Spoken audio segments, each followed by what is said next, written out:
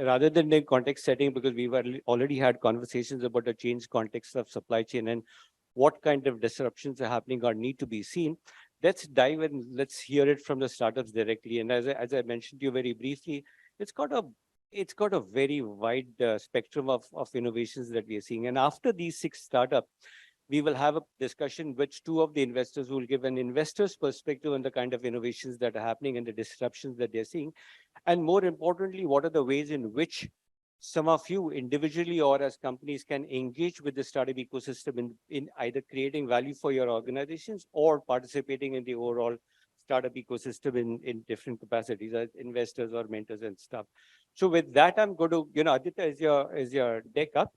I'm going to request each of the startups to come and make a 5-minute presentation. We will have about a minute or 2 if any of you have any questions. And if you don't have any questions, Girish and Ishaan, may I request you to please come up ahead. I'm going to ask you to make a couple of comments on each of the startups if as they finish their presentations. I'm Aditya, co-founder of Mowito Automation. We automate dark stores, and I'm going to take you through a small presentation of the work we're doing. And yeah, just a second. So just to give you a little backstory, Amazon started Prime as a service in the year 2005. They promised 2-day or 1-day delivery across the United States. And this was a watershed moment in e-commerce itself. Nobody till then had promised delivery timelines. But cut to today, 2 days seems low. We want same-day deliveries, 4-hour deliveries, all the way down to 10-minute deliveries. And to enable these deliveries, warehouses are moving closer to where customers live. Your next grocery order might ship from a warehouse that's just 2,000 square feet and may just be 3 kilometers from where you live. Welcome to the world of quick commerce. Grocery has taken the pole position in quick commerce, but it's not just grocery that's doing it. Today, we have pharma companies delivering in 2 hours. We have even toys and apparels getting into the game. If you were looking behind the scenes of what's happening in a typical grocery dark store, here's what you would see. So this grocery warehouse is in the heart of Delhi. It's spread across 3,700 square foot and has more than 30 people employed working 20 hours a day to ship 1,500 grocery orders. As you can see, this building is not designed to be a warehouse. It's a normal building that's being used like a warehouse from where the operations are happening. And Instamart would have something like 60 of these just in Bangalore. Blinkit has over 80 in Delhi. We believe this is an extremely hard business to run, and there are a lot of cost efficiencies in this.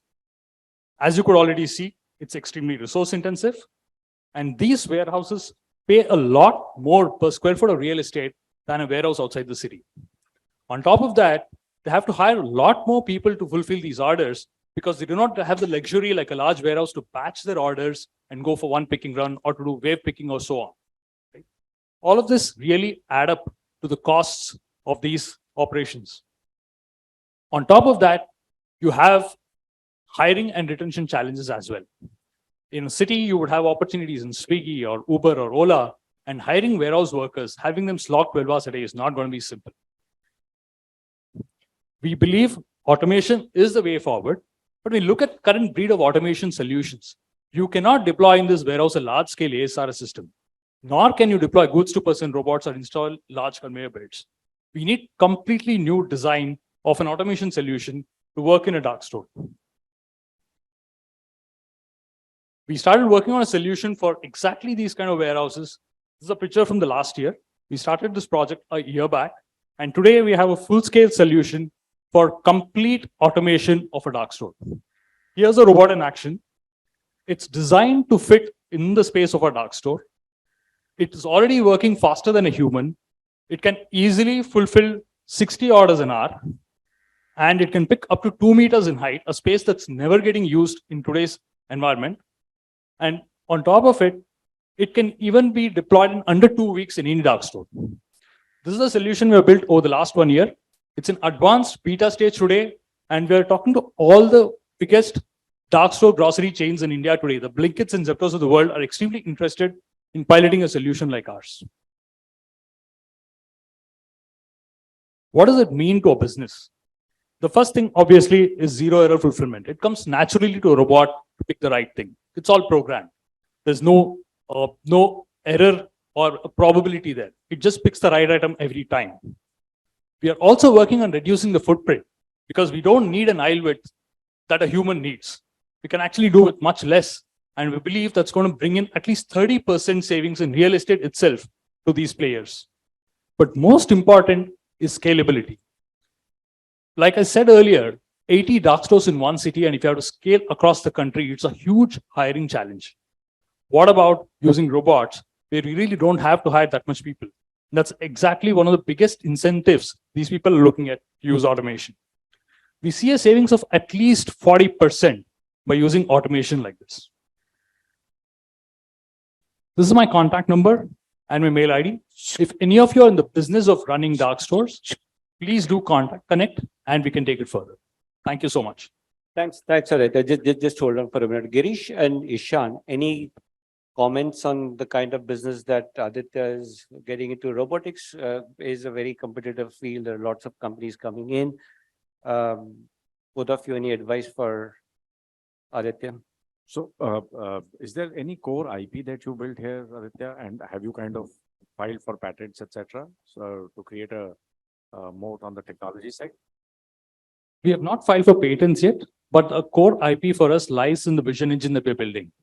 In fact, if you see the robotic arm, it's mounted with a camera on top of it, and that's what's enabling the robotic arm to pick these items. So that's a core IP. The robotic arm itself is off the shelf. This is the standard 5 degrees of freedom. Yes, this is a standard 5 degrees of freedom robotic arm from Universal Robotics. Thanks for this. Is the solution largely being pitched as a replacement for what the existing model is, or are you effectively saying that when they're setting up new dark stores, this is effectively a model that they should effectively start from day zero? It can be retrofitted into existing dark stores, but we are trying to push towards having completely unmanned dark stores. Imagine them as vending machines. That's exactly what we're going towards. So why should there be people in a dark store? Because you know exactly what you have to pick every time. And there's a limited set of SKUs. They're not selling everything. The basket size is much smaller. Like you're looking at 3,000 SKUs instead of the 25,000 or 30,000 SKUs that you would look at in DMart, right? So we believe that it can be fully automated and completely unmanned in a dark store. And the smaller stores is your target segment by design? Yes. So we are designing it specifically for small micro warehouses. Grocery is just one of the sectors, but we can do it for pharma, we can do it for beauty. And these are the other sectors that are also looking at micro warehouses to come faster so that they can deliver faster to customers. And are corporates also using some of your products, or that's not a target segment? Usually, whatever requires this kind of solution is order fulfillment. Typically, we can even talk to the HLLs of the world if they want to do direct to customer business, but we are not into carton movement. Got it. Okay. Okay, folks. Thank Big you. round of applause for Aditya.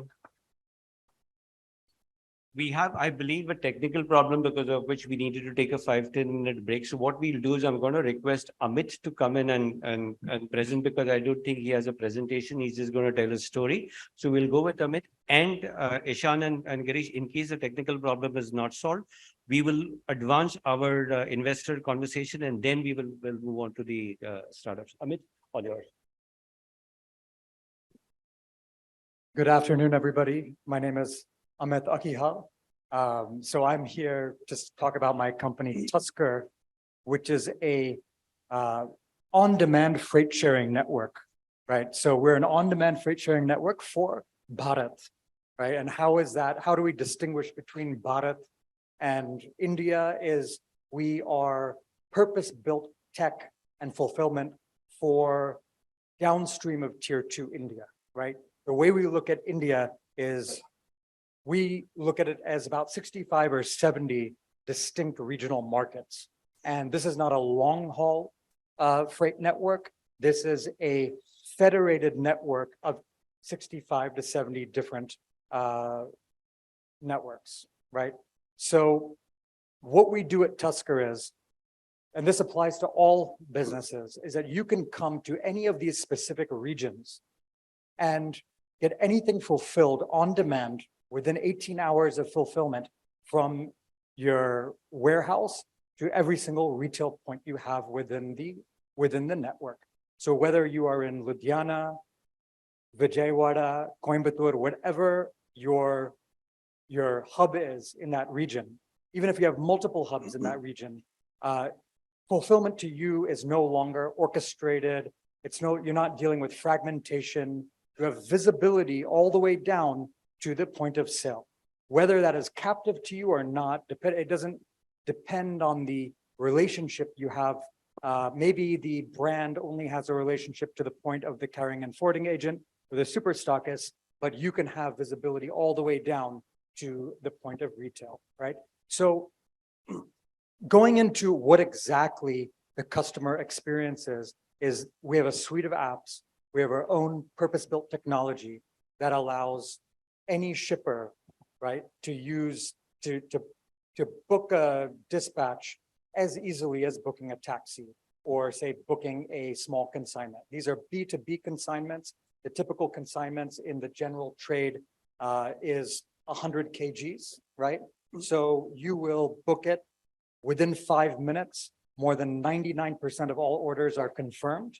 And each one of these regions is a 200-kilometer bubble, right? Again, like I mentioned, we're not a long-haul freight network. We're an extender for long-haul freight networks. We're a first mile and a last mile extender for them. We think that is the actual need in logistics. When people say logistics in India, it's inefficient, it's 15% of the cost of, it's a 15% of the GDP. It shouldn't be that significant of a cost component of trade. How do you bring it down to 9 or 10%? It's because all of the elevated costs are in the first mile and the last mile, which we don't see other businesses really disrupting. Now, how are we, what's a value proposition to the actual customer, right? Because it's not just about the brand perspective, it's about the actual people on the ground. So if you are a carrying and forwarding agent, if you are a single brand distributor, or if you are a multi-brand wholesaler, all of a sudden you have complete access to the entire market. So whatever advantages, I won't name names, but the best-in-class logistics company has. We know, many people will know what they think the top 5 in India are. From day one, a champion brand or a micro brand will have the same level of efficiency for true less than truckload shipping from day one. So whatever planning, whatever go-to market plan they had, which typically takes 6 months or a year to do the hiring, to scout out the warehouses, to get all the personnel in place and have an actual operating plan in place. Logistics being the biggest pain point will reduce that. We're going to see companies that are able to launch in market within a month, where they probably couldn't even conceive of doing it within 6 months earlier, right? Now, secondly, so they have access to every point. They're automating everything. So all of it's digitization. I mean, just for me to understand. Yeah. What you do is you pick up packets from distributors in semi-rural areas, Yeah. and then you take them and they redistribute it to their retail outlets who are in a 200-kilometer radius or about 150-kilometer radius. In effect, what you're doing is you're helping FMCG companies extend their reach into deeper areas. And the way a larger corporation can engage with you is take your solutions and make it available to their distributors, so that they are able to then service these retailers a lot more efficiently. Yes. And if I understand from our previous communication, the biggest value that you might be, so 100, 200 square feet shop that can't stock enough material, and the company representative would have otherwise visited them maybe once in 2 weeks or so, is now able to go there almost every second or the third day. And therefore, you're making it a lot more efficient for companies to service rural markets. Exactly. Their replenishment rates become much more frequent. They can optimize their inventory position at the penultimate or the last mile. And, there's a lot less inventory risk.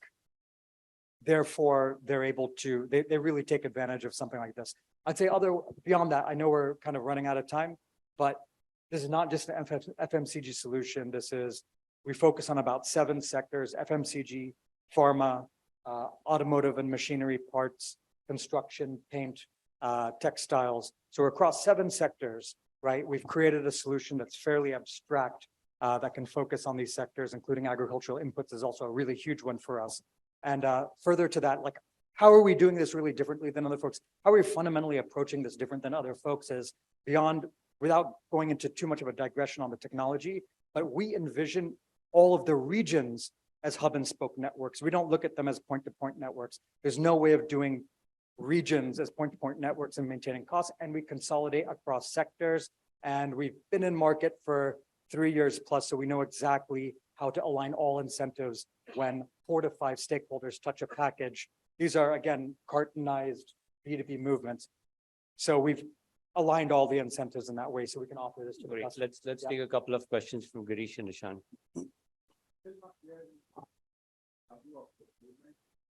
Yes. Are you a fulfillment company? And therefore you have a slew of vehicles that you either own or hire to do this fulfillment on behalf of a large brand? Or are you just an orchestration platform? Yeah, so we are the fulfillment company with our own orchestration platform that is completely proprietary and is not public facing. Like, it's not a it's not a 3-sided marketplace. It's a 2-sided marketplace, but we optimize everything internally because we have view on all of the participants in the platform. And therefore you partner with the vehicle owners and the truckers, Exactly. et cetera, to be able to manage this less than truckload In a loads. very elastic way, Yeah. like asset light.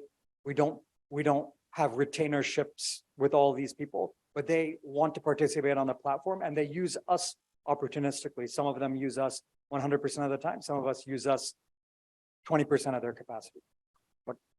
As I understand the way this logistics piece works, some of this stuff is fairly unionized and therefore, you know, people will not let vehicles from another city come into city B because it's not part of the so-called union, et cetera. So how do you kind of manage some of those You complexities? know, we've worked with probably more than 4,000 drivers till date across, and we've encountered this exact problem. Most of this, we're able to offset that risk because we have drivers everywhere, right? So when we're within a region, I'll give you a little anecdote. You have a situation where a laborer on a truck from one town the union tells them, you're not allowed to unload in that market over there. See, these things come up. We've overcome these issues. They're usually, and our tech often is flexible enough and abstract enough that we've built customizations to handle these types of exceptions. Great. And Ishaan, therefore the large brand that you work with or a small brand that you work with, Yes. they basically give you, they are your primary customers. Yeah, we've worked with more than 40,000 customers till date. But yes, we work with the champion brands we've all heard of. We work with commerce platforms down to the long tail, the really tiny micro brands. We work with all of them. Yeah. So let's take the example of any particular client of yours, right? I mean, you're opening up effectively new markets for them, or are you servicing their existing markets? Right. And the reason why I'm asking that is that who does the market intelligence in terms of, what region to focus, what should be the go-to-market, how do they kind of penetrate deeper across some of these regions? So I think part of our thesis is that when we discover a natural market, right? And so we know that when there are a cluster of 7 districts that form this 150, 200 kilometer radius, and we build new locations because we have channel partners in each one of those like staging areas in the last mile, right? So when a customer comes to us, sometimes they grow their range by 20 or 30%, right? So we allow them to focus on a new side of the market that they were not focusing on. Sometimes it's been the case where a customer pushes us to broaden our range because they're like, listen, and a lot of that happens organically through a feedback loop. And we're a very, very data-driven company. So we're able to forecast exactly where. Can you give an example of a couple of brands that work with you? We'll work with everybody from, we've worked with Asian Paints. We work with a platform like Udaan or GeoMart.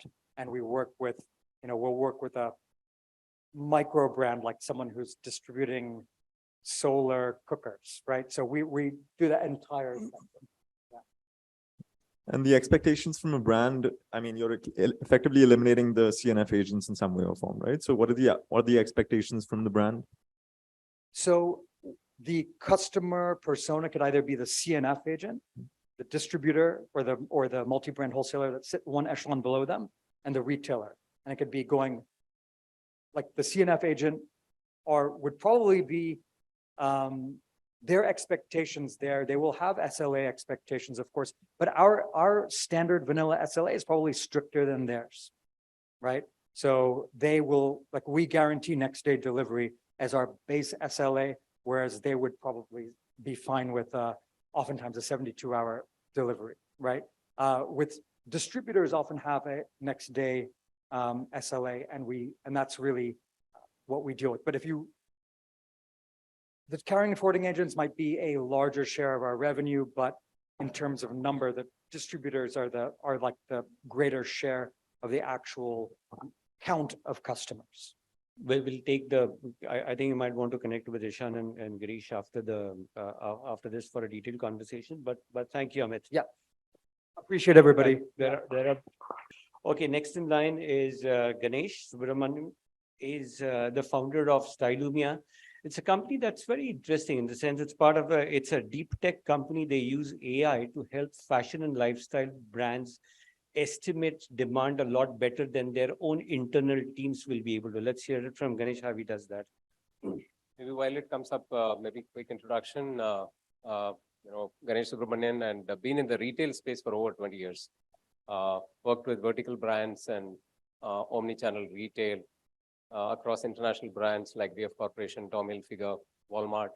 And Myntra, I was the COO before exited to start this startup. So that triggered the thought in me saying that, as a technology company, we were driving fashion business. One of the big problems in this business is 1 out of 2 products don't sell well. Huge amount of wastage. And this is just not a problem for one brand or retailer globally. So what we did in Myntra was we created an experimental brand, and which was against the normal way of running, which is push-driven fashion, where brands decide what consumer need to buy. We used big data to come out with a proposition. And that led to, in fact, it became a global case study. In fact, the performance metrics on velocity of demand, inventory, and profitability jumped by 100%. And, we thought, why not we create a platform which will help any brand or retailer anywhere in the world? So that was the seed of starting Stylumia, being a 6+ year of journey. What we provide is simple terms, help a brand or retailer or manufacturer. One, understand consumer trends, right, on a dynamic basis using big data at internet scale, which is what to make, and help them on demand forecast, how much to make. 2 simple problems, but using data for eliminating waste from retail. Now, why is this happening? The huge problem is happening because lots of assumptions people are making for the consumer, and consumer is rejecting a lot of it. We said, how do you bridge the gap? And 1 out of 2 products don't sell well. Therefore, the coin toss probability of success is the current status quo. And size of the problem, just look at it, there's only fashion and lifestyle. We started with fashion and lifestyle. Today, we are category agnostic. Over 150 billion products made every year. 1/3 of them go to landfill. This is global number. And a fair amount of it sold on discount. Now, looks like a problem in spite of all the solutions, right? So we need to find out a way which is fundamentally different. Our thesis is moving from supply-driven supply chain to a demand-driven supply chain. Now, easier said than done. How do you know demand? Because every brand or retailer knows only their demand. And that's not the full consumer demand. So imagine there is somebody who's sitting like a satellite on top of the world and then looks at consumer product interactions, comes out with dynamic demand trends globally across at a geo-local level, across product categories. And that's the engine that we are building, where you can call it consumer research on steroid, using big data. So we solve 2 problems, spot the trend and help them decide how much to make. For 2 solutions, one solution, which is consumer intelligence tool, it helps them spot exponential trends before they become exponential, right? Spot ahead of time so that you have high winning probability. Second one is, there is no bad product if you made the right quantity. So how do you ensure that you are able to forecast item level, store level, geo level demand at an accuracy much better than they? So we have demonstrated accuracy lift in both the cases, forecast accuracy from 50 to 75%, demand forecast accuracy lift anywhere between 10 to 20%. What that means in this business is almost you double the profitability. Now, what is our IP? So our IP is decode consumer demand at a global level without knowing demand. Imagine it's a Google page ranking algorithm equivalent for retail at product ranking algorithm. So we have built a very unique global product ranking algorithm at internet scale. If we monitor today as we speak, 7 billion data impressions across the world. And each one of these products, along with their demand signals, are crunched with over 100,000 signals per product. And what it comes out with is what is good, bad, ugly. Suppose you have a question. What are the kurtas which are doing really very well? I want 100 winning kurta ideas in India. Between price point, let's say 750 to 1,000 rupees, 2 clicks. You have winning ideas in no time. You can put 2 bits to it. In fact, I just come back from meeting a customer. There's a brand called Fabelly. Some of you would know. It's one of the emerging brands. They started with Stylumia just a few months back. They used to make 10 products and they used to have 2 top sellers. Now they made some amount of products and we looked at an A/B test between products made using Stylumia, products made using the normal route. Now they are getting 5 out of 6 in the top sellers in competitive marketplace. Now, basically what we are powering all the brands is a best-selling generator, an engine which can generate fast sellers. Can you play the video, please? Oh, well, I think the screen is resolution. But basically, as a user, you can be a product merchandiser or designer in any of these brands. You can go and select any geography, any category of choice. In few clicks, you get to know what are all the trending products, trending colors, trending categories, trending brands, trending prices. So you can decide attributes you want a recipe for success at various levels of the hierarchy, from the topmost to the bottommost level of hierarchy. So it helps you spot white spaces in no time. We can move forward. Go to the next slide, please. You can skip the video. For spot winning trends, get geo-local insights. In fact, we have a customer called Lowe's, a Fortune 50 retailer, home improvement retailer in the US. We help them spot trends. We used to spot at country level, let's say US trends. Now we are able to spot trends at the level of a geo-local. For example, what are the trends in New York, Alabama versus Denver? Within 3-kilometer radius of my store. So you are able to not only take country level decision, you are able to take hyper-local assortment decisions. Some of our customers and case studies cutting across vertical brands, platforms, every platform you can talk about it, whether it's Amazon, Flipkart, Myntra, Jio, and vertical brands like Veramoda, etc. Each one of them find opportunity for improving their overall assortment portfolios. This is one of the fastest growing jewelry brand, part of Tata Group. We have helped them improve their demand forecast accuracy using their omni-channel data and reduce the error rate from when we entered, the error rate was 13%, 87% demand forecast accuracy. Right now, they are under 5%. So we are able to provide 95% plus accuracy of a ring being sold in 100 feet road in Ranagar. Portfolio includes all vertical brands, lots of horizontal. You not even touch the tip of what is a possibility. And we moved into non-fashion areas like LVMH. We are working with their spirits division in Far East, Rebus, a metal supply chain platform in US, Lowe's home improvement we talked about, and compelling partnership across global technology companies and McKinsey, for example, their retail presentations carry our logo. So it all helps in our advocacy.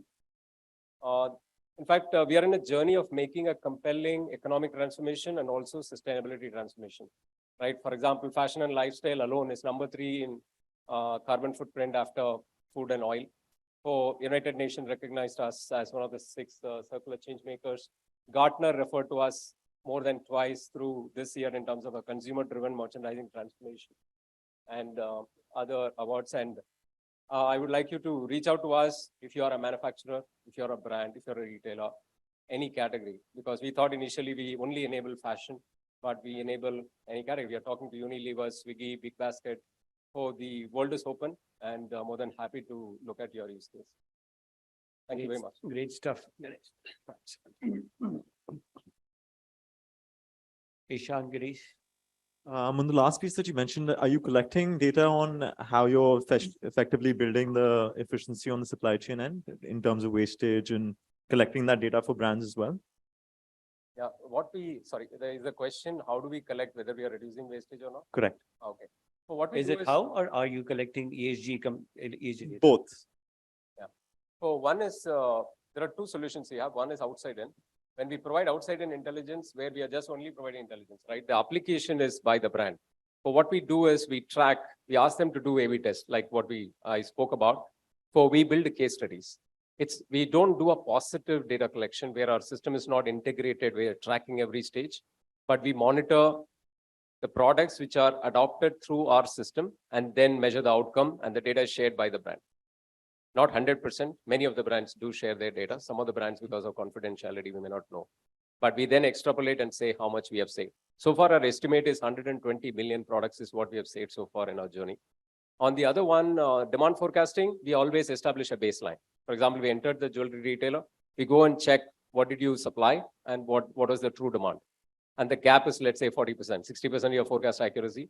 Then we jump in and we start giving forecast, and they start placing bet on our forecast. We see the real demand. And what is the gap? For example, that 87% dropped to now the accuracy moved to 95, 96%. So that's the delta and the amount of wastage that we. So how do you make money, and what is the kind of B2B SaaS model? Sorry, I forgot to mention that. We are a B2B SaaS model based on user license and the width and breadth of data. Right. What we are introducing now is also the depth of adoption. Right. Which is, for example, we enter a large conglomerate with one brand and then create success and slowly expand across brands for the users expand. And then in adoption, we are now creating premium features where this is the base model. If you want to have pricing intelligence, for example, you need to pay more. So they upgrade from depth, both width and depth. And Ganesh, you're now looking at US and Europe as markets, and you've got earlier customers. No, absolutely. I think US and UK and English-speaking Europe are focus markets for us because most of the big brands and retailers are sitting there if you want to make a huge difference. For Lowe's is one such use case. New Balance is another use case. We are talking to Target, Walmart. So we've also got local staff, both one in New York and London, to scale that market. Good stuff, Ganesh. Thank you very much. Thank you. May I request Imthiaz to come and present now? I'm not going to say anything about you. You tell your story the best. I'm going to keep shut. My name is Imthiaz and I represent Raaho. Raaho stands for. Is your mic working? Is the mic working? They promised me this will work. Yeah. Does this work now? Does it work now? Okay, so sorry, right? Raaho comes from the word Raah in Hindi, which is the path or a journey. We are in the space of intercity trucking. That means middle mile trucking, as they call it, which means if you want a truck from, let's say, Delhi to Chennai, that's really where we come in to see if we can provide the truck. We are a marketplace for trucks. The space today is very, very large and fragmented. We are talking about hundreds and billions of dollars that get spent in the middle mile. Girish, good to see you. We've spoken before. I just realized this is the offline industry. And when I say raring to go digital, because most parts of our life that we interact today, it's already gone digital, right? Whether it's ordering food, whether it's e-commerce, whether it's education, whether it's, let's say, medicines, 1mg, which is one of my favorite new apps that go, right? But the industry that we are talking about is less than 1% has gone digital. And we're going to talk about the problem and to some extent how Raaho helps. This industry, let's talk about a couple of players in this industry, right? At one end, there is a shipper, somebody who wants a truck. And the other end, there is a trucker, the person who owns a truck. Let's call him as a trucker. He is the asset owner. He is the one who owns an asset. This is a fragmented space. A trucker normally in India owns, most of them own less than 10 trucks. Then in the value chain, the operator of the asset, यानी operator जो गाड़ी चलाने वाला है, वो truck driver है. And he's also a very important player. And in between, there are brokers, there are transporters or goods transport agencies. The industry runs on trust. There is no contract between a trucker and a driver. There is no contract between a trucker and a broker. There is no contract between a broker and a goods transport agency. Some of them are nodding their head. There isn't really any contract on paper. There is a contract between a large logistics company and maybe the enterprise brand called Coca-Cola. The industry that runs on trust, I'm telling you, we've been in the space for the last 5.5 years. The trust gets broken every day. बराबर है ना sir, आप हंस रहे हो? Every day. कोई ना कोई किसी ना किसी को झूठ बोलता है, किसी ना किसी का काटता है. That's the space that we are in. What's the problem? The number one problem for a truck owner who's asset owner, in our view, is about getting a return load or delayed load. He goes from Delhi to Chennai, he gets stuck. Then he has to wait for 1 or 2 days to get the return load. He is dependent on multiple brokers in the market, right? And even if he gets a load, he does not get payment on time. In this industry, payment means advance payment and then balance payment. Even if he gets advance payment, let's say after 1 day, and the driver is waiting for the money so that he can fill the fuel, the balance payment comes with random deduction. So lack of transparency. For a shipper, somebody who wants a truck, is about the problem is he does not get a reliable truck. When you say reliable, यानी time पे आएगी, जाएगी, time पे पहुंचेगी, या माल गायब हो जाएगा कभी-कभी. I think that's the problem we are talking about. We are talking about $100 billion industry, guys. This is how it runs today. My father used to be a food grain merchant, and I spent my teenage sitting in godowns and lorries, waiting for lorries to come in the middle of the night. I'll tell you, the industry hasn't changed much, but it's wanting to change, and it's changing slowly, thanks to the tailwind that exists today. We would not be in this business if we did not have, let's say, GSTs to start with, because that has formalized the economy. Then there is this whole post-COVID, the digitization, the demonetization, the banking, the smartphone that happened, and FASTag, and hopefully the NLP, right? So that's, there's a lot. 2 minutes more, please. Yeah. So the problem is inefficient matchmaking, because a broker is matchmaking through offline method and low utilization in the process. Our purpose is to transform life for a trucker and driver using technology and data science, thereby having efficient freight matching. What we do, we aggregate demand and supply, we make it transparent, and we allow instant payments to happen. Hopefully, be the Uber for trucking. All this leads is availability of reliable trucks for a shipper and a return load for a trucker on his favorite lane. How have we done? We've grown almost six times in the last 12 months. And I would say all of this is because of our truckers and the love. We can very confidently say that agar aaj 4 player hain, to ek trucker bolega main Raaho se load lunga. That's really what we stand for, and that's why we've grown in almost everything, be it on top line, be it on margin, be it on valuation, and so on and so forth. Quickly, I'll just have only two minutes. I'm going to play a small video.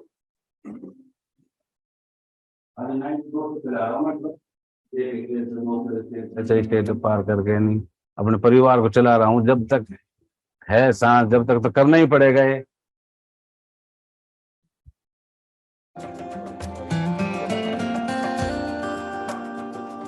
Transport ஆஃபீஸில் வந்து பார்த்தா ஒரு நாள் 2 நாள் போய் உட்காந்துருக்கணும் ஒரு வாடகைக்காக. வாடகை நமக்கு எங்கே கேட்கணுமோ அந்த ஏரியாவுக்கு நமக்கு கிடைக்காது. ரொம்ப டார்ச்சர் இருக்கும், நம்மளால முடியல. டிரைவர் ஒரு பக்கம் ஃபாலோ பண்ணணும், அமௌண்ட்டுக்கு ஒரு பக்கம் ஃபாலோ பண்ணணும், லோடுக்கு ஒரு பக்கம் ஃபாலோ பண்ணணும்.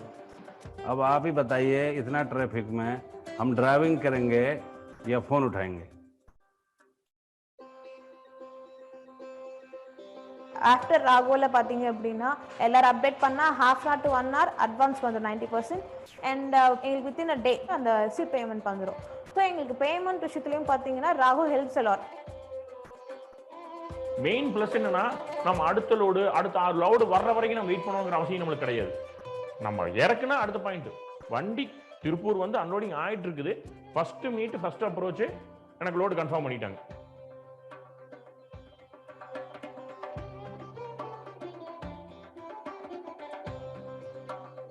रात को 3 बज रहा हो 4 बज रहा हो, मुझे गाड़ी चाहिए, तो मैं किसी ब्रोकर को फ़ोन करूँ, फ़ोन पिकअप नहीं करे, वो वाला इश्यूज़ मेरे को इसमें आता नहीं है. प्लेस करता हूँ तो मुझे 1/2 hour के अंदर गाड़ी मिल जाती है. अपना जो मेरा कारोबार है, जो मेरा बिजनेस है, वो कभी रुकता नहीं है.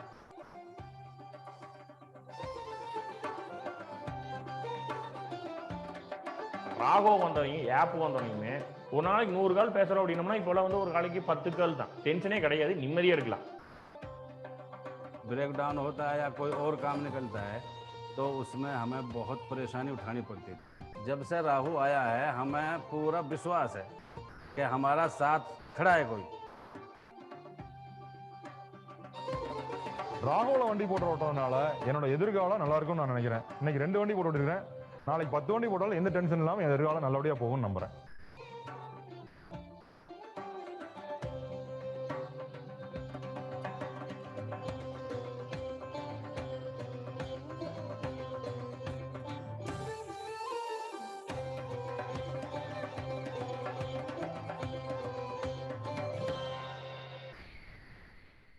stuff, Imthiaz. If you can just help the audience understand how you're different. Thank you, from- Anuj. Thanks. If you can help us understand how you're different from some of the trucking platforms that are already available, the Revigos, Blackbucks, FRA, Law, all of these folks. So I think Revigo is asset heavy. So there are multiple approaches to solve this problem, right? It's a very large space. Some people have taken the approach of being asset heavy. Let's say Revigo took an asset heavy approach. Some companies like Blackbuck, they started, say trucking 1.0. They started doing a lot of leasing of trucks and going to end customer. I think now today they are a load board approach, right? Which is, imagine you want a truck and you get 5 numbers to call up. It's a load board, is a Tata Yellow Pages. I would say that approach they have taken. I would say FRA, I think you name the brand, very similar in terms of they also work with PPL companies and they also work with truck owners. But I think it's a lot less digital approach where if you open an app, they actually give you 10 people to call up and their own internal people. The idea is that how do you really make this fully digitized? So today, let's say we decided to digitize the supply side first. So 100% of our supply is digital, which means a trucker cannot use Raaho without using the Raaho app. He downloads the app, he gets onboarded through the app itself, through Aadhaar card and the APIs. He actually puts his own inventory. Today, he actually says, instead of calling up a broker and saying, "Meri gaadi yahan pe khadi hai, wahan jani hai," he opens the app and he puts his inventory saying, "My truck is here, wants to go there." And he then quickly sees the relevant indents a la Uber and he can bid on it and then he can accept the load. The driver has an app, driver uploads the POD saying that the truck is filled. Instantly, he gets a notification to take in advance. Trucker swipes to take his advance and uploads the balance payment. So I think the whole process from a seller side is digitized, which means the trucker and the driver on the app. Now the idea is to digitize the shipper side. We have got 30% of our business or indents coming through the app. Hopefully that will also change to 100% in the next, I would say, 4 to 5 months. If we hit 80-85%, we'll make it compulsory. Good stuff, Imthiaz. And in the interest of time, I'm going to request Ishaan and Girish to have a conversation with you later on, please, if it's okay. If you won't take any questions. Yeah, thank you so much. See you guys. Thank you very much. Nitin, may I request you to come in? Nitin, again, is somebody who's in the logistics space. He's optimizing the entire unorganized container movement and management.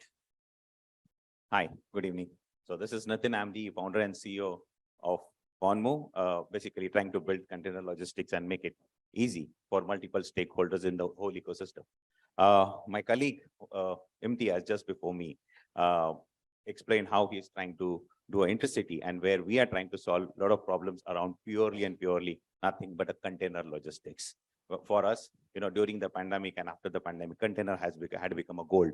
And at the same time, coming with a background working in India and Europe, working with MNCs like DHL, shipping lines, we realize how important is a container as an asset to transporting of goods from one to another location.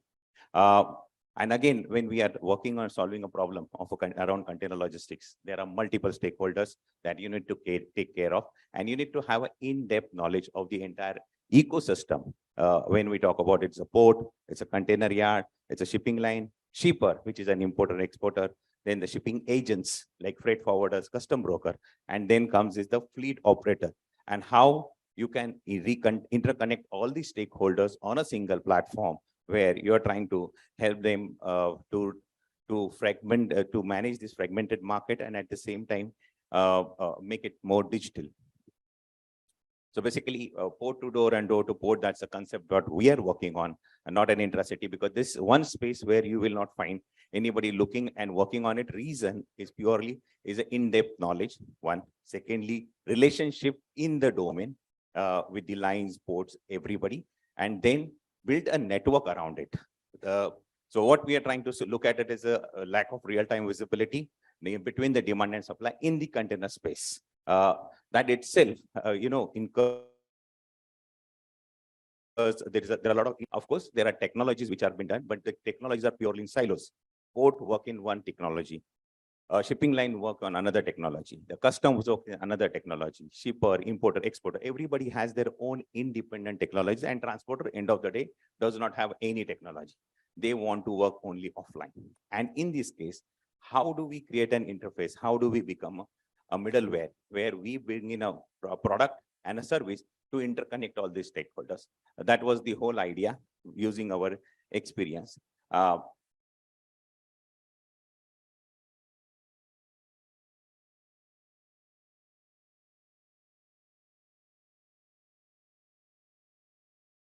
Can you again get back to the third slide?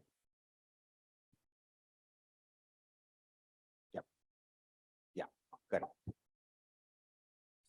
So to interconnect all this, primarily the first problem we try to solve is how we can bring in a visibility from a port to the yard.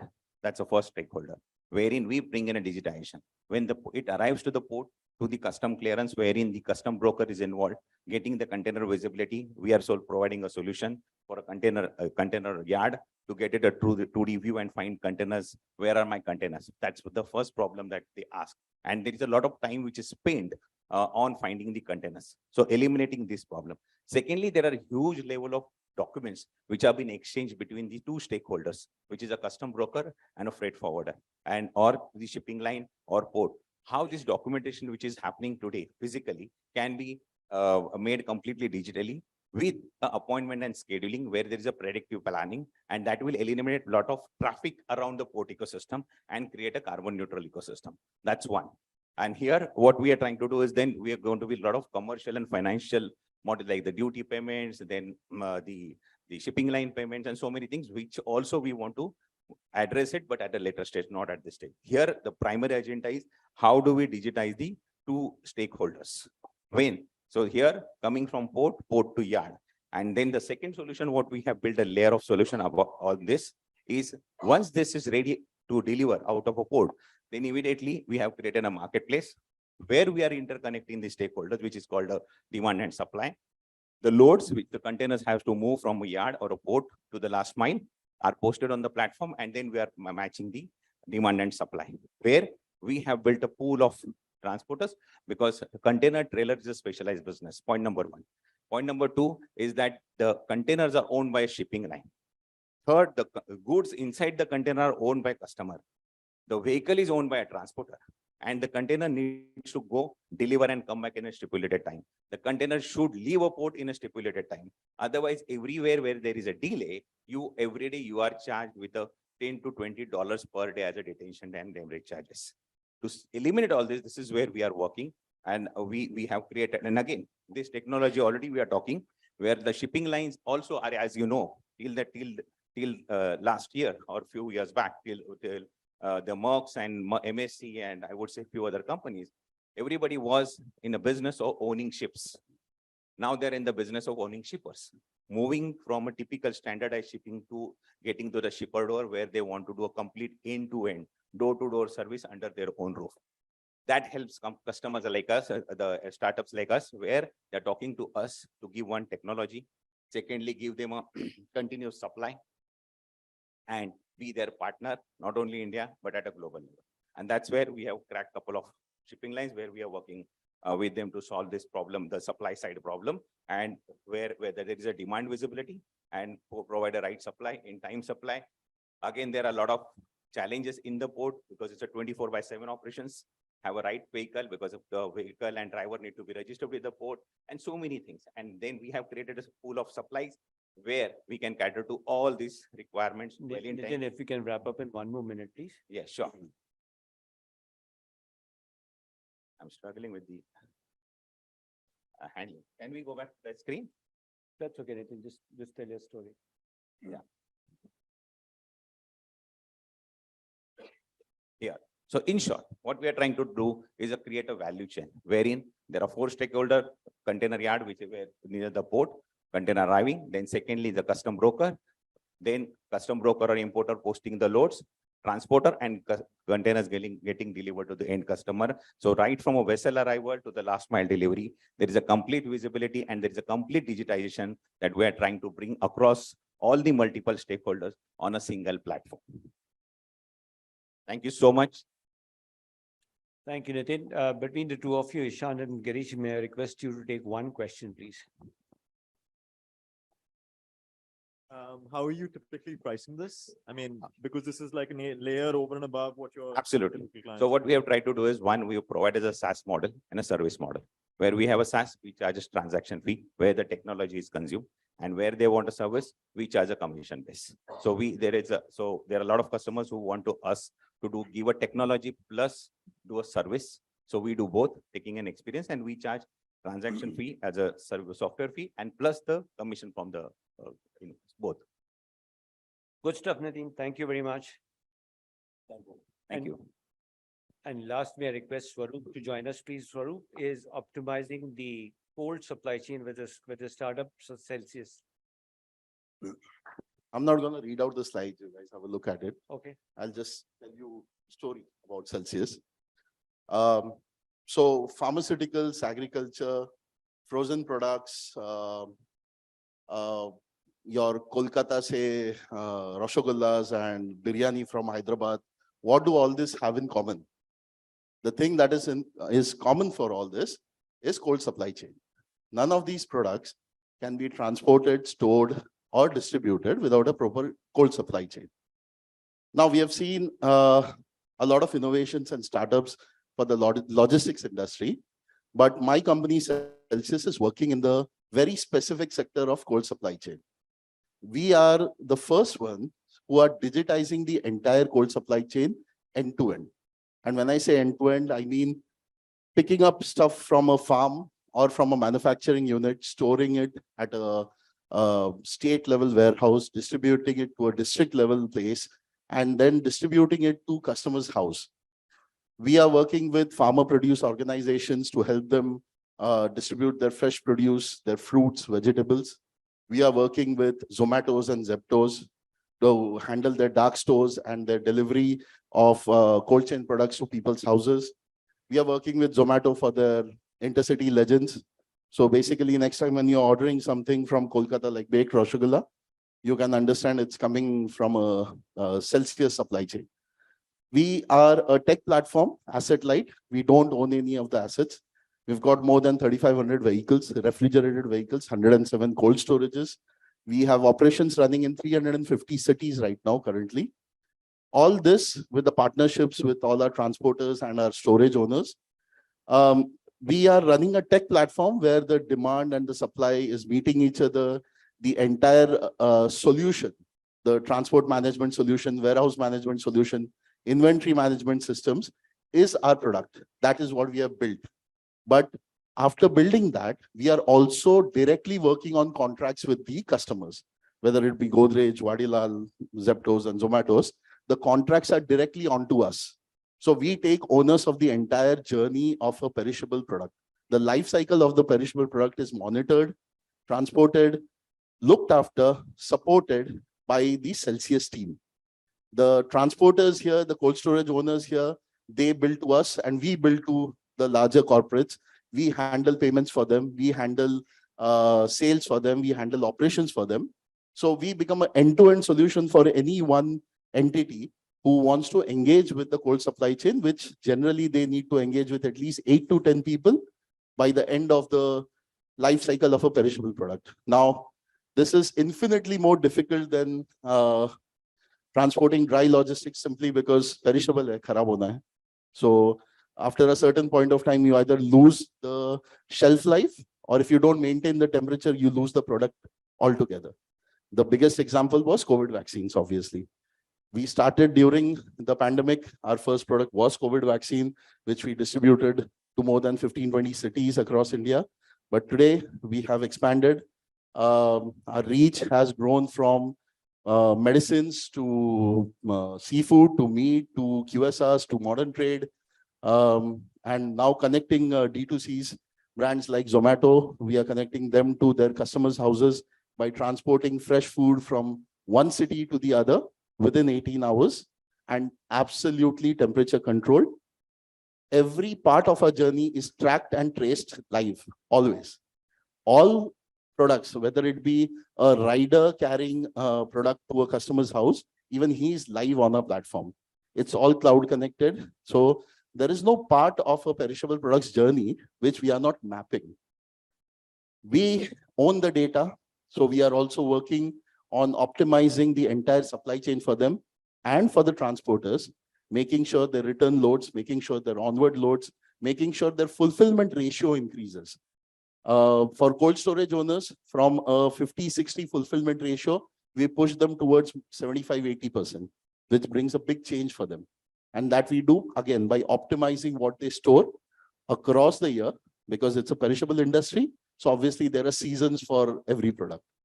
So in short, Celcius is working in digitizing every aspect of the cold supply chain. Swarup, you might want to just give an example of the kind of companies that are working with you. And you might also want to talk about how you're creating extra capacity in this space with the Vahan Vikas Yojana. Yeah, absolutely. So he's one of our investors. So he pretty much knows as much as I do. And so does Ishaan, again, one of our investors.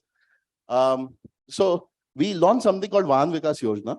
Now, this is a very unique program we launched for people who want to enter cold supply chain. Whether they want to put a vehicle, they want to put up a cold storage, we guide them on what to put, then we give them business. We teach them how to interact with the cold supply chain. Because even if you're a transporter, when you try to come into cold supply chain, you do not know how to operate the machinery, what temperature, what humidity, kharab ho gaya to kya karna hai, who will support you. These are the questions Celcius answers. So a new entrant depends upon us to put that valuable asset into the market and gets the entire solution laid out by us. So that's Vahan Vikas Yojana, where we support them throughout the life cycle of their product, of the asset, and they are running only on our platform. Thanks, Swarup. Girish, since Ishaan are insiders, may I request you to have your comments or questions, please?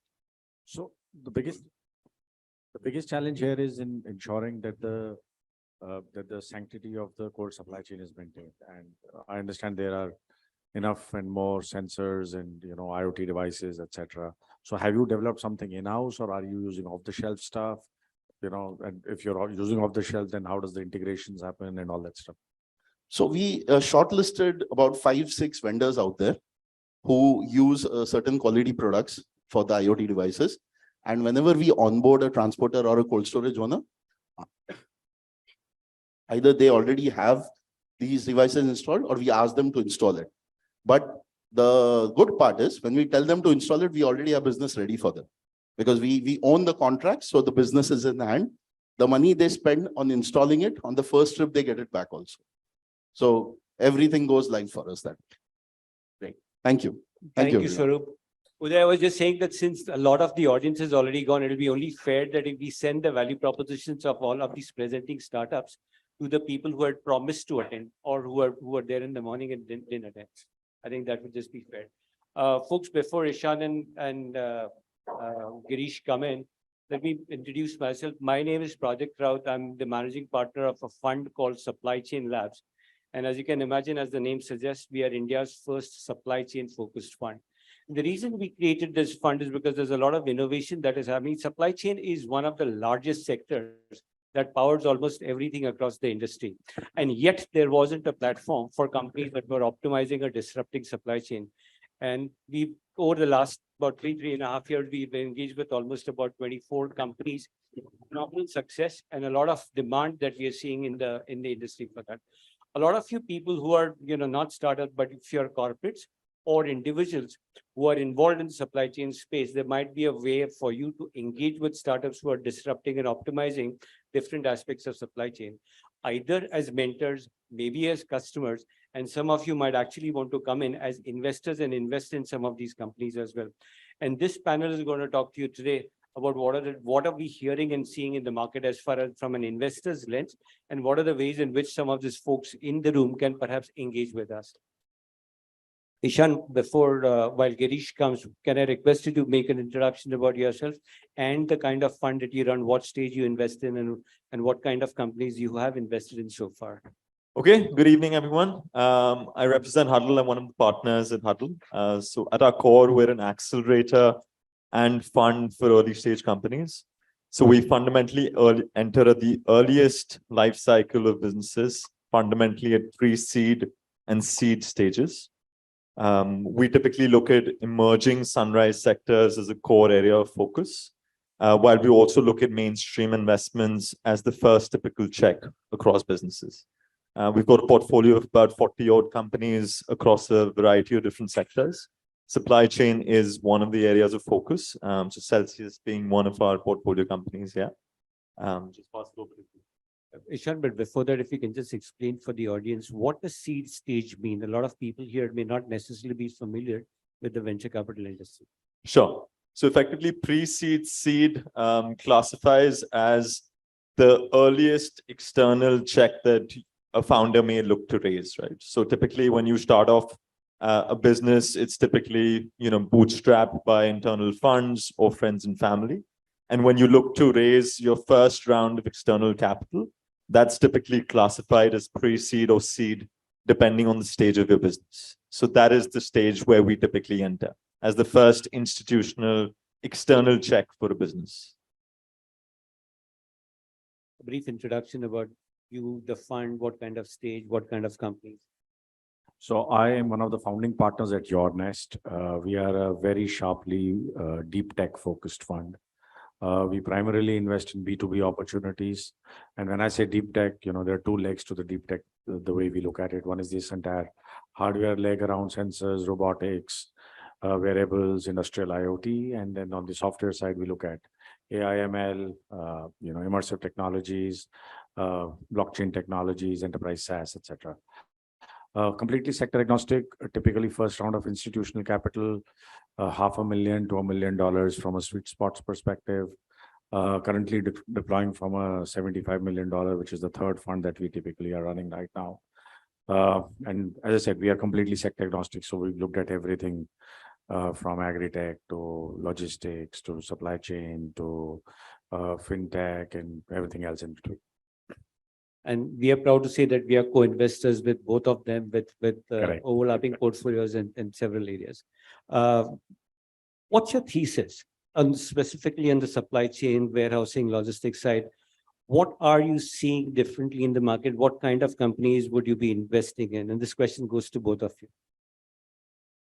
One of the areas that we're actively looking at Huddle is tech-enabled solutions, right? I think what we understand is that when you look at supply chain as an ecosystem, yes, there are areas of innovation across both tech-enabled and deep tech kind of operations. But given the depth of how the Indian market operates, we're very happy to kind of take tech-enabled positions in addition to deep tech positions as well. I think one of the areas that we're, transparently focused on is visibility and traceability of supply chain. I think fundamentally there is a lot of innovation that's needed across that entire value chain. Specifically looking at the climate focused solutions and adoption cycles that are aligned with traceability at the end of the day. So that is one emerging area of focus for us. And what are the kind of areas within supply chain, warehousing, and logistics that you would not look at this point of time? We've not identified specifically a negative list per se. We're very open because I believe that the ecosystem requires a variety of different innovation cycles. So very open. Girish? Yeah, so I think for us, we've looked at pretty much a lot of stuff in the logistics and supply chain side. I think the biggest, and it's a very large problem to solve for, like the presenters before us kind of mentioned.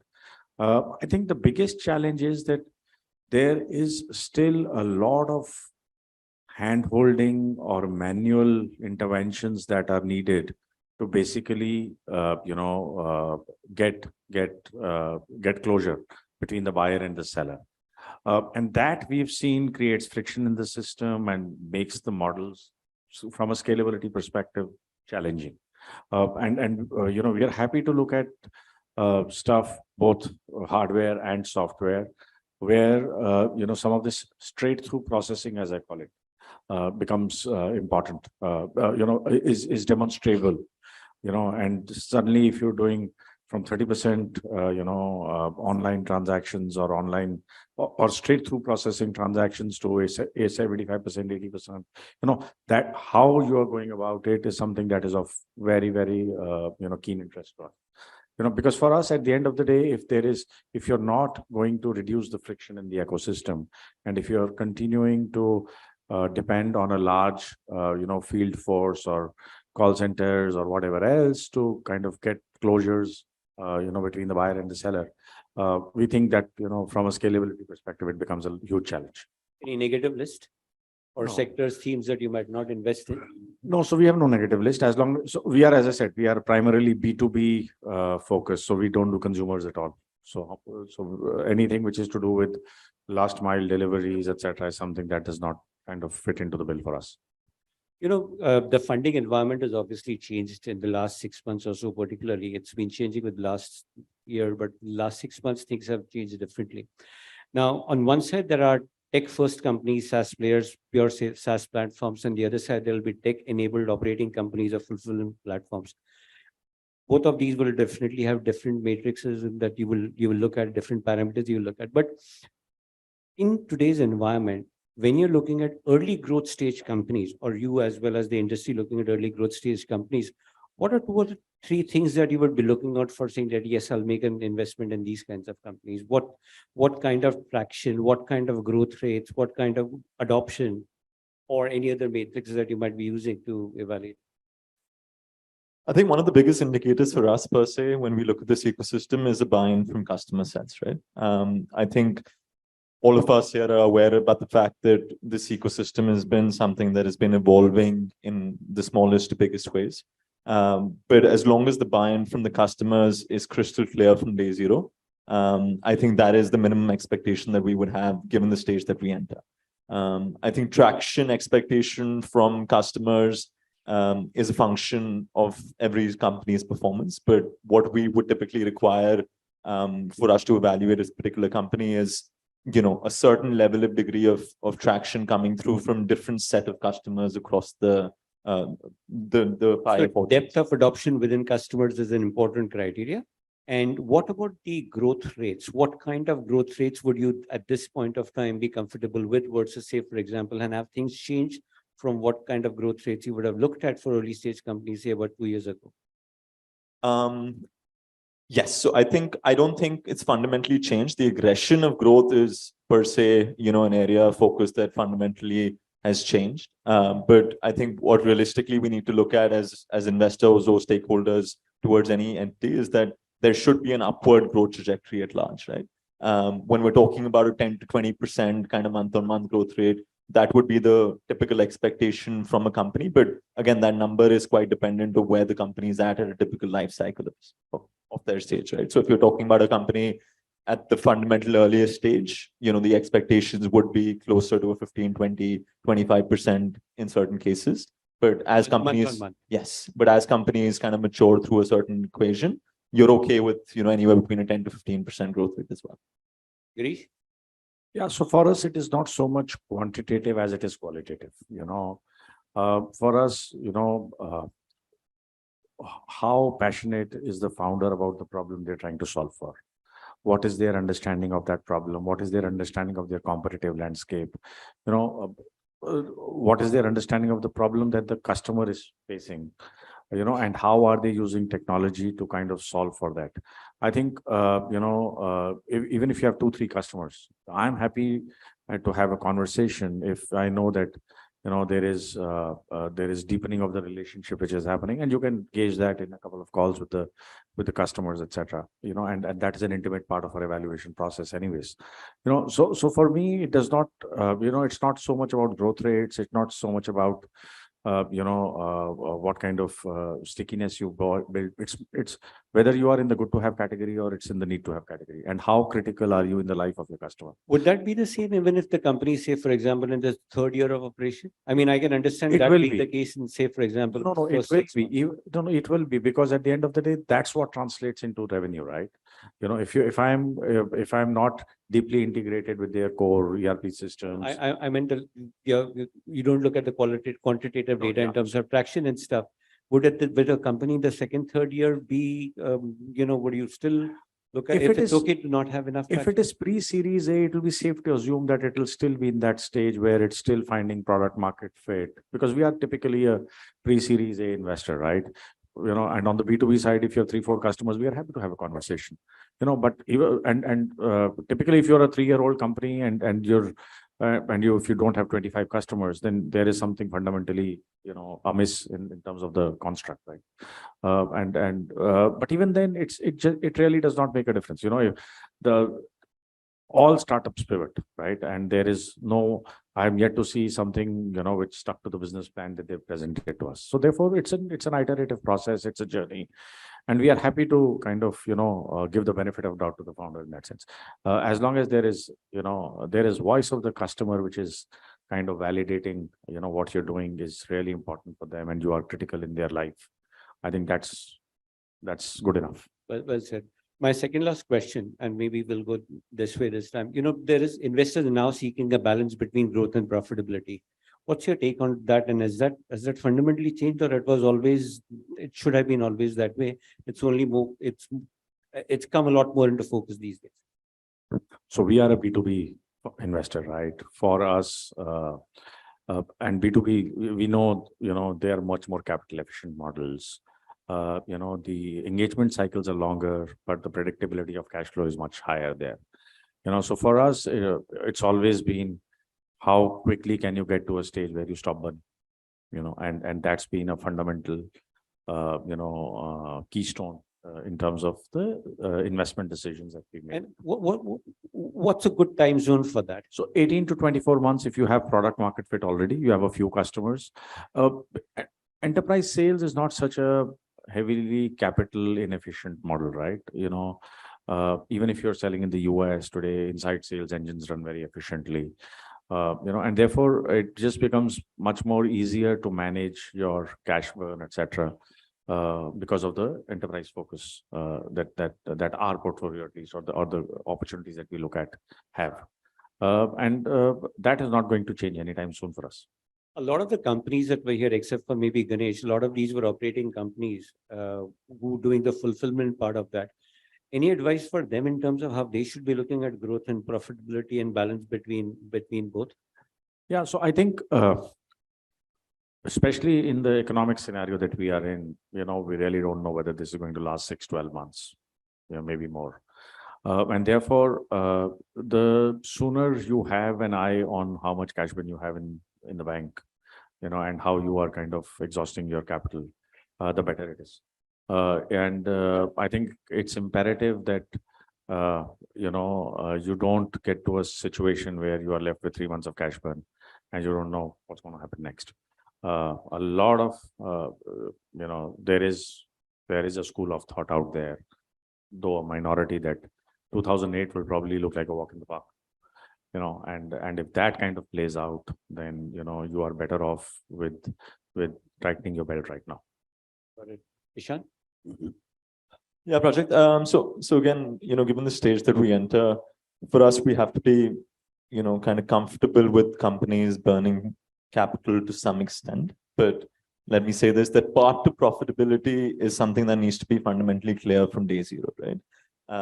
As long as companies and founders are diligently aware of that, and this is a conversation that is brought up in every single board meeting or update call that happens on a monthly basis, that alignment and visibility is what is needed, right? In the kind of companies that we saw today, a lot of these fulfillment companies, would you look at unit economics per order, per trip level unit economics, even in now? I mean, fundamentally, it's an important metric to look at, but I think company level kind of expenditure is also important, right? Because at the end of the day, we need to kind of realize that our company is spending towards awareness, are they spending towards conversion cycles? And what is translating to actual results for these businesses is fundamentally important. So I don't think we can ignore some of these stats because they're important to showcase performance, but businesses should not be judged on the basis of those metrics per se. So profitability metrics, of course, need to come into the equation way ahead of time in these conversations, rather than just looking at these metrics as, sort of placeholders. And I think it's not that you want profitability today, as long as the founder has a sharp eye on how the unit economics is panning out, and therefore how are the metrics kind of moving up month on month or quarter on quarter, that's good enough. Because at the end of the day, there is a way to ratchet up and ratchet down your cash burn, and efficient ways to do it. And therefore, if you are cognizant of the fact that, how much money do you have in the bank, and what is the economic cycle, and are you in a position to go out and raise the next round of capital 6-9 months from now, which is typically what it takes. If you don't have that money in the bank, you are, I don't know, dead. Yeah, exactly to Girish's point, right? I think that's fundamentally why this question around profitability is becoming more and more important over the last couple of quarters, is because companies and founders are, of course, focused on extension of runway as much as possible, right? So if you do not have visibility of how your business leads towards profitability, you have no control on even kind of increasing that runway potential for a business. So increasing runway kind of is the first step for you to be able to kind of realize whether or not your business can lead to a path to profitability or not, right? So if you have control on those levers. Got it. So both for both areas, because one for the fundamentals of the business and again for practicality of existing runway, important to look at the the business dynamics a little bit, the commercial dynamics a little bit. Correct. And Prajakt, it's ever evolving, right? It's not a static point in time snapshot, right? Things change on a daily, weekly basis, and therefore, money in the bank today is 20 times better than money in the bank 6 months from now. And that's the fundamental with which we've been at least, guiding our portfolio. Good advice. Last question to both of you. What are the 2-3 things that you would have asked these founders to avoid when pitching to you guys? So I think, obviously it was a 5-minute pitch, and you cannot kind of, No, I'm not asking generally. generally. Yeah. So I think for us, the biggest, thing is to figure out what is the competitive landscape you're against. Because if you don't know who you are against and what you're against, the chances that you will come out, ahead of them are few and far between. And today, in the era that we live in of high technology adoption, a 3-member team sitting in a garage can come and blindside you, and therefore you have to know what's happening out.